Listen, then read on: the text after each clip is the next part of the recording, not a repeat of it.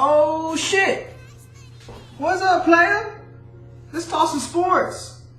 To start things off, this week's reports were going out that John Gruden was shopping Amari Cooper for a first-round draft pick. Honestly, as a fan, I didn't want to trade a first-rounder for Amari. He's always been in the league leader of dropping passes, and a first-round pick, that is a lot for Amari Cooper. I don't care what anybody says. This year, Amari Cooper's the definition of inconsistency. With only 2 games over 100 receiving yards, it makes me ask, will you be the answer at receiver that the Cowboys need? Will you change the locker room? During the 2018 draft, the Seattle Seahawks were willing to trade Earl Thomas for a second rounder, but Jerry Jones backed out of that trade. Unfortunately, the Cowboys are stuck because they need receivers right now, so they had to make some type of move or else their fans are going to be upset. Today, Eli Apple was traded by the New York Giants to the New Orleans Saints for a 2019 4th-round pick and a 2020 7th-round pick.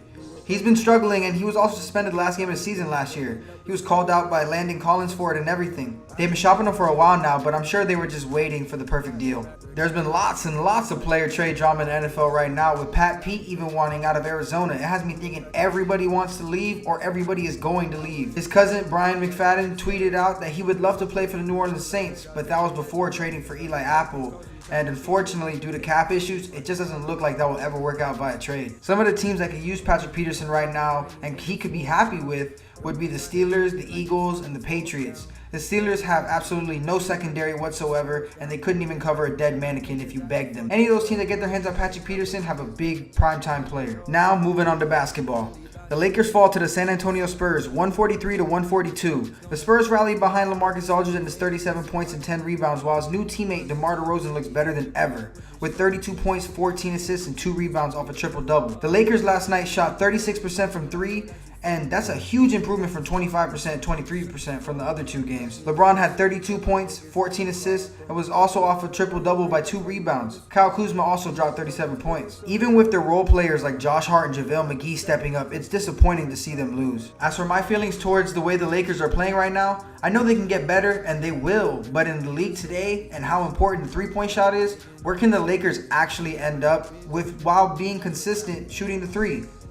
Now, I'm not a fool. The Lakers are making the playoffs, but who can they really contest in the West? Now, I understand that LeBron turns on his playoff Braun mode and then he just goes off and everybody's supposed to lose, but this is the West. You have teams like the Jazz, the Thunder, besides the Warriors, the Rockets, the Trailblazers, the Pelicans. These are all teams that can give the Lakers a run for their money.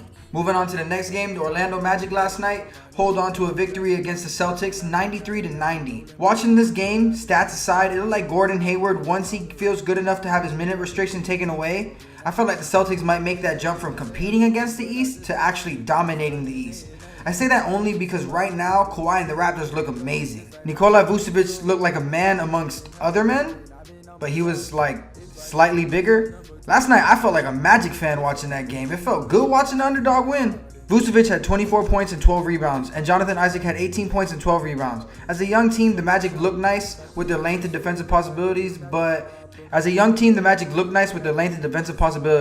Just look at Jonathan Isaac and Mo Bamba and Eric Gordon. 3 defensive players coming out of college. Once put together properly, they could be a premier defensive team in this NBA, but not offensively. They're inconsistent. I don't really trust none of their 3-point jump shots.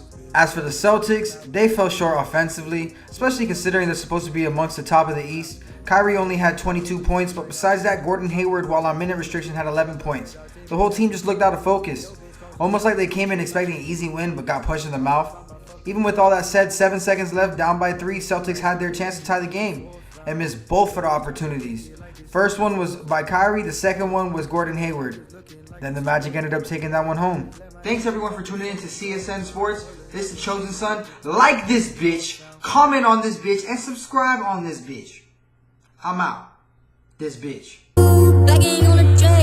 I've been getting it with all my niggas cause we trapping, bitch. Had to map the Cadillac, we rolling black, it just so happens, bitch. Smoking on the slide, we making all the racket, bitch. Pull up at your bitch, crib and fucking, that's what time it is.